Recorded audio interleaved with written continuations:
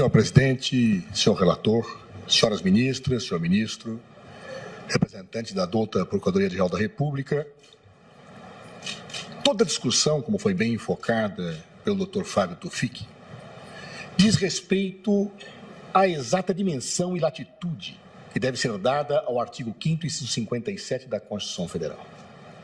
Lá está inserida uma expressão trânsito em julgado, ou sentença que transita em julgado. O significado dessa expressão é indiscutível. O significado dessa expressão está incorporado nos léxicos jurídicos há décadas. Trânsito em julgado significa sentença que não comporta mais recurso. Significa, na linguagem de Liebman, aquela sentença que gera a definitividade dos seus efeitos erga omnes na perspectiva da sua intangibilidade. Trânsito em julgado, em síntese, significa trânsito em julgado. Podemos gostar ou não gostar disto. Podemos discordar da Constituição. Podemos dizer que ela é retrógrada, que ela é atrasada, mas é o que a Constituição diz. Pode-se utilizar qualquer instrumento hermenêutico, qualquer instrumento exegético, é o que está lá. E é esta Constituição que nós juramos defender. É esta Constituição cidadã que nos garante o Estado de Direito. Por isso, senhores ministros, senhoras ministras, há que se respeitar a Constituição.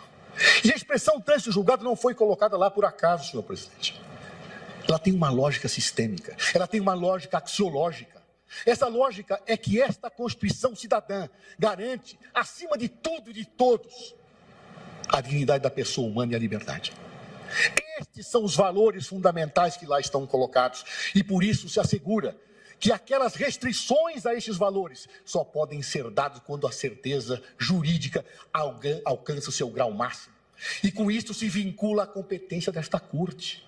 Somente quando esta Corte não mais puder se pronunciar é que efetivamente se pode cercear esta liberdade. Tenho ouvido, senhores ministros, alguns argumentos com os quais eu quero dialogar. Apregou-se muito um consequencialismo jurídico, que a meu juízo não é aplicável ao direito penal. Mas vamos dialogar. O primeiro argumento que se coloca é que esta decisão acabaria com a violência, com a ilicitude, e que esta decisão eliminaria o sentimento de impunidade. Me permitam dizer, senhores ministros, não com uma autoridade que não tenho, mas com a experiência de quem viveu como titular do Ministério da Justiça mais de 5 anos. O principal problema da ilicitude e do sentimento de impunidade está no nosso sistema prisional. É lá que está. O crime é comandado dali. Lá pessoas entram pequenos delinquentes e saem grandes membros, portentosos membros de organizações criminosas. É lá que está o problema. Nós não temos unidades prisionais, salvo honrosas exceções, que permitem uma mínima possibilidade de recuperação. É entrar lá e destruir vidas. É entrar lá e sair destruído. Nós queremos ampliar isto. É isto? Para combater a violência? Pois é exatamente assim que nós fornecemos o tônus de sobrevivência das organizações criminosas. É quando nós colocamos pessoas lá, sem qualquer reflexão, e que até poderiam sair mais tarde. E essas pessoas são cooptadas por essas organizações. E saem de lá grandes delinquentes. Ou nós resolvemos o problema do sistema prisional no Brasil, ou não parará a impunidade. E posturas interpretativas como estas, que contrariam a Constituição, apresentam uma pseudo-situação de causa e efeito que não ocorre. Ela não ocorre. Não é prendendo desta forma que nós resolveremos o problema, só agravaremos o sistema. E se dirá, construam mais prisões. Eu tentei construir com o ministro. Tentei. Não há verba para suprir esse déficit. Não há. E mais, ninguém quer um presídio para chamar de seu. Ninguém quer. Ninguém quer um presídio na sua cidade. Os governadores não querem. Traz desgaste político, o custo é altíssimo. Não tem como resolver esse problema, a não ser enfiar pessoas como gado atrás das grades. Vamos continuar seguindo essa linha?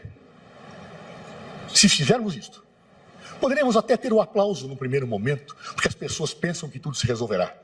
Estaremos tratando um tumor uma pequena pastilha. Uma pastilha que faz cessar a dor momentânea. Mas estamos agravando e alimentando esse tumor. Não é justo pisotear-se a Constituição cidadã para termos uma política que joga contra a sociedade, que joga contra os seres humanos, que aniquila vidas, porque basta colocar alguém atrás das grades para que essa pessoa nunca mais se recupere, com honrosíssimas exceções. Honrosíssimas exceções. Um outro argumento que tenho ouvido, senhores ministros e senhora ministra, diz respeito aqui, bem, à eficácia disso. Pouco se revê as decisões, Na verdade, as revisões são quase sempre mantidas, porque aqui só se discute questões de fato, de direito, não se discute questões de fato, senhores. O direito penal moderno no Estado de Direito exige a discussão de limites da ação estatal. E é por isso que esta Corte tem um papel fundamental nesta questão, porque é ela que é a guardiã da Constituição. E não pode abdicar dessa prerrogativa, É ela que tem que dizer, em último grau, se o Estado agiu bem ou agiu mal. Estatísticas. Vejo recentemente um artigo muito interessante, Dr. Marco Aurélio Carvalho, do Grupo Prerrogativas a que pertenço, e Dr. Pedro Carriello, que apontam números. Números que nem sempre são coincidentes com outros, que dizem que a eficácia é pequena.